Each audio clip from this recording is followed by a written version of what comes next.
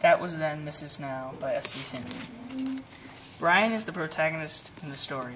He is a young boy trying to find his place in a difficult world.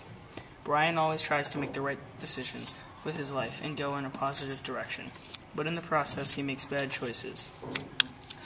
Everyone in the story is facing issues. Eminem, Mark, and Brian all have huge ones that changed their life.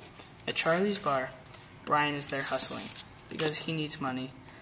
The people who got hustled ended up shooting Charlie, the bar owner, who was one of Brian's good friends.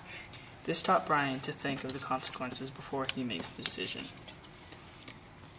Eminem faced problems at home, so he tried to find himself through drugs, and he eventually got changed forever. Mark has no family. He was adopted into Brian's, but he feels unwanted. He tries to make money for the family by selling drugs, but he ends up going to jail. He learns that drugs are not a good thing to do in that kind of situation. Don't drag me into this, I thought. Don't try to make me out to be blind, just because you are allowed, I said.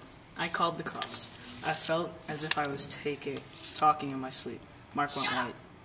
What? We said softly, disbelievingly. What did you say? We could already hear the siren. Did you say we could already hear the siren?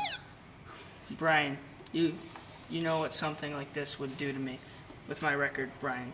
Tell me you're lying. Mark was pleading desperately. This shows that Brian acted on the spot and made the wrong decisions, now knowing his consequence. I went through the day mechanically numb and hardly knowing what I was doing. I had a rep as a wisecracker and a clown, so this got me a lot of rhythm, but I hardly heard it.